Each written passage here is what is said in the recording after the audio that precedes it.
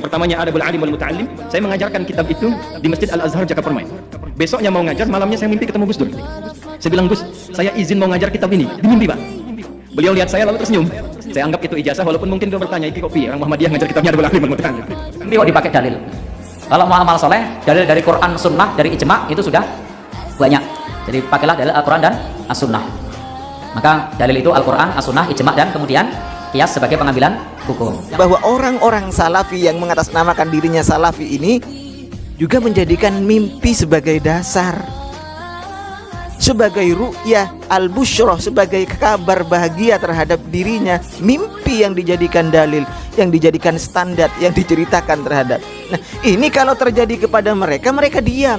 Tetapi kalau aswaja, kiai-kiai aswaja yang cerita, ini mesti khurafat, apa-apa sudah mimpi dijadikan bid'ah, dijadikan dalil. Ya Pak Yunus. Bismillahirrahmanirrahim. Assalamualaikum warahmatullahi wabarakatuh. Alhamdulillahi rabbil alamin. Wassalatu wassalamu ala sayyidina Muhammadin asrafil mursalin wa ala alihi wa sahbihi ajmain, amma ba'du. Sahabat-sahabat Aswaja, seluruh subscriber AA Fandi Channel, seluruh penonton semuanya, sebagaimana biasanya saya tak lupa untuk selalu mendoakan teman-teman semua, semoga Allah Subhanahu wa ta'ala senantiasa memberikan rahmatnya, taufiknya, hidayahnya, memberikan maghfirah, kelancaran rezeki dan kesehatan kepada kita semua. Amin. Allahumma amin. Kali ini saya hadir kembali untuk menanggapi videonya salah seorang YouTuber dari golongan mereka, yaitu nama akunnya, nama channelnya adalah Pak Yunus. Pak Yunus ini mengkliping beberapa video untuk menanggapi pernyataan Ustadz Adi Hidayat. Walaupun dalam beberapa hal saya berbeda pendapat dengan Ustadz Adi Hidayat. Ada konten-konten saya yang menanggapi pernyataan Ustadz Adi Hidayat. Tetapi dalam hal ini saya bukan membela Ustadz Adi Hidayat, tapi saya akan membuktikan siapa sebenarnya yang benar, yang sesuai dengan nas ibarat dan penjelasan dari ulama-ulama minhum sendiri ya. Pak Yunus ini menanggapi Ustadz Adi Hidayat masalah mimpi. Katanya dijadikan dalil, mimpi dijadikan dalil. Di mana Ustadz Adi Hidayat itu menjelaskan, menerangkan bahwa beliau itu ingin mengajarkan kitab Syekh Adratus Syekh Kiai Haji Hasyim Asy'ari Adabul Alim. Di sana Ustadz Adi Hidayat menjelaskan bahwa beliau sebelum mengajar itu bermimpi Gus Dur. Beliau minta izin untuk ngajar kitab tersebut dan Gus Dur tersenyum. Itu adalah isyarah, kata Ustadz Adi Hidayat, sebagai izin dari Gus Dur. Dan ini ditanggapi oleh Pak Yunus dengan mengkliping beberapa video. Di antaranya Ustadz Mujiman ditulis Dai Muhammadiyah. Padahal Ustadz Pak Yunus ini kurang sedikit adil sebenarnya ya. Kurang sedikit adil. Anda ditulis, kalau Ustadz Mujiman yang sesuai dengan selera Anda ditulis Dai Muhammadiyah. Padahal Ustadz Adi Hidayat itu juga orang Muhammadiyah loh. Anda tidak dikasih tulisan apa, padahal itu jelas jabatan Ustadz Adi Hidayat di Muhammadiyah itu sebagai apa, Anda mesti tahu. Di Muhammadiyah itu apa jabatannya? Kalau tidak keliru, jabatan beliau di Muhammadiyah, di PP Muhammadiyah itu adalah sama seperti Pandang itu ya. Kalau Pandang itu jabatannya di daerah, yaitu Majelis Tabligh. Kalau tidak keliru, Majelis Tabligh di PP Muhammadiyah beliau itu. Seharusnya Anda adil. Kalau Ustadz Mujiban Anda tulis Dai Muhammadiyah, maka Ustadz Adi Hidayat juga ditampakkan bahwa itu juga adalah pengurus atau bagian dari pengurus PP Muhammadiyah.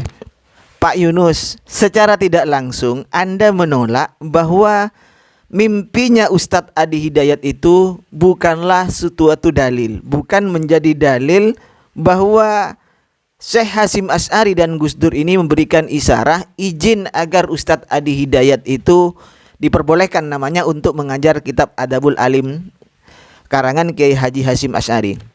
Sebenarnya bukan sekali dua kali ini ya. Orang-orang Wahabi sering mengolok-ngolok jika ada orang-orang aswaja, habib-habib di kalangan aswaja, kiai-kiai di kalangan aswaja yang menceritakan bermimpi Rasulullah. Seperti Habib Lutfi pernah menceritakan beliau itu bermimpi Rasulullah Shallallahu Alaihi Wasallam, dan beliau itu Rasulullah di dalam mimpinya di Habib Lutfi itu agar menjaga NU terus ke depan. Nah, ini dijadikan bahan tertawaan oleh orang-orang mereka, oleh kelompok mereka dijadikan tertawaan. Katanya, kok ada mimpi dijadikan dalil? Ini kalau terjadi terhadap aswaja atau terjadi terhadap kelompok mereka, tapi yang tidak sesuai dengan selera mereka, termasuk Ustadz Adi Hidayat itu. Ustadz Adi Hidayat tidak sesuai dengan seleranya Pak Yunus, maka ini juga ditanggapi. Artinya dijadikan bahan olok-olokan, bahkan tertawaan. Sebagaimana yang telah saya jelaskan, bahwa jika orang Wahabi ini tidak cocok dengan seleranya, maka apa yang disampaikan orang lain yang tidak cocok tersebut akan ditolak, termasuk dalam masalah mimpi ini. Kalau orang aswaja yang mengatakan bermimpi atau orangnya sendiri tapi tidak cocok pemahamannya dengan dirinya sendiri, maka dikatakan ini adalah sesuatu yang khurafat atau lain-lain sebagainya lah, seperti itu bahasanya. Artinya mimpi kok bisa dijadikan dalil. Tetapi jika ulama-ulamanya sendiri, mereka sendiri yang menceritakan mimpinya dan itu dijadikan dalil, mereka diam. Artinya apa?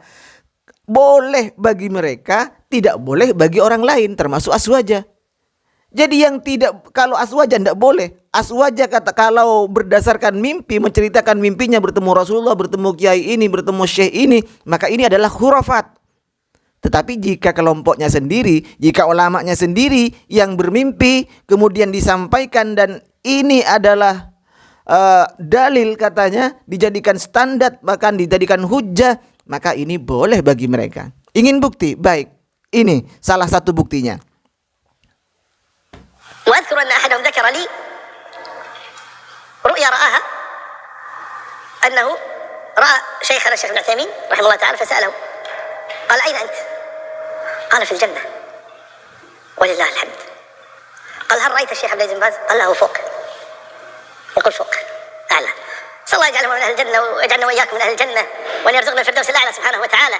والإنسان إذا تأمل الشيء وحرص على تحصيله يوفقه الله تبارك وتعالى، والذين جاهدوا فينا لنهدينهم سبلنا. ما ادري يصلح وما يصلح، ما ادري، لكن ذكروا قريبا وصلتنا يمكن رسائل، يمكن كثير منكم وصلت هذه الرساله، ان احد الصالحين راى رؤيا عن الشيخ ابن عثيمين رحمه الله تعالى وسال معبرا عنها، قال رايت الشيخ ابن عثيمين فقلت له ما صنع الله بك؟ فقال انعم الله علي وادخلني جنات النعيم. فقال والشيخ عبد العزيز بن باز؟ قال لا ذاك فوق فوق ما نشوفه رحمه الله تبارك وتعالى، صلى الله يجعلهم من اهل الجنه ويجعلنا واياكم ومن يسمع من اهل الجنه. فالقصد الناس درجات في الجنه.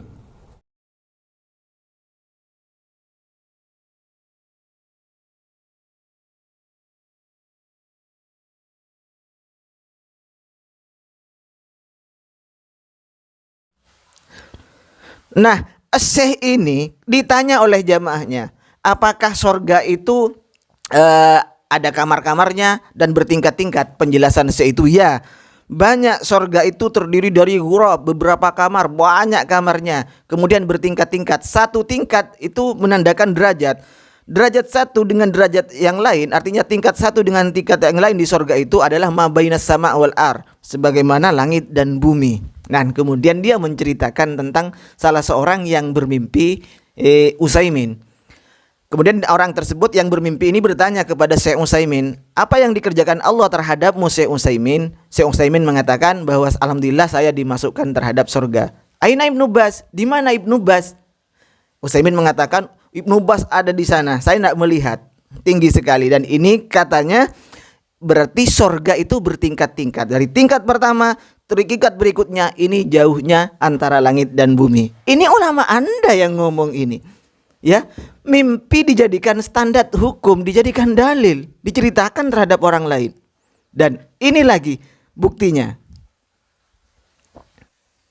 Silakan untuk Pak Yunus baca sendiri ini ya. Di sini diceritakan syekh-syekh Anda termasuk Syekh bin Baz itu bermimpi ketika sebelum beliau wafat itu didatangi malaikat maut katanya, dan dia bertamu dan mengatakan bahwa ingin mencabut nyawanya, dan banyak bermimpi sholat di Riyadh bersama Rasulullah sallallahu alaihi wasallam. Silakan untuk Pak Yunus ini ditelaah, dibaca sendiri. Kalau Pak Yunus tidak bisa baca, minta tolong sama teman-teman atau sama ustadz-ustadz Pak Yunus ya.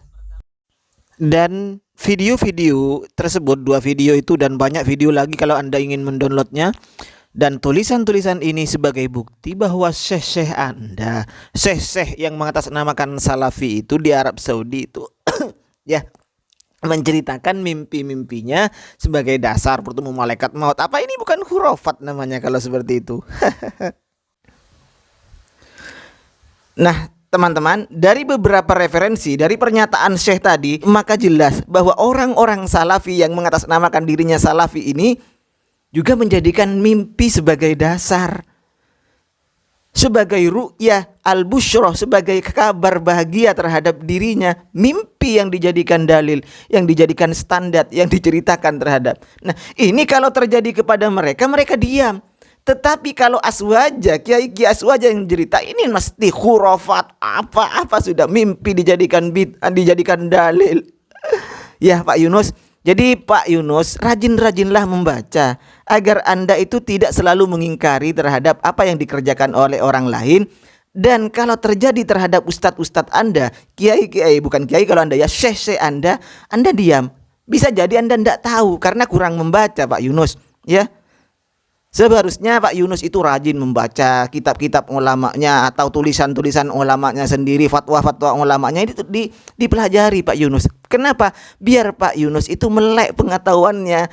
Ketika seseorang itu sudah luas pengetahuannya, qalla ingkaru 'alan nas, maka dia sedikit sekali untuk menyalahkan orang lain Pak Yunus ya. Baik, ini sekedar tanggapan saya untuk Pak Yunus. Mudah-mudahan kita semua dapat petunjuk dari Allah Subhanahu wa taala. Amin Allahumma amin. Wa akhirun minni. Assalamualaikum warahmatullahi wabarakatuh.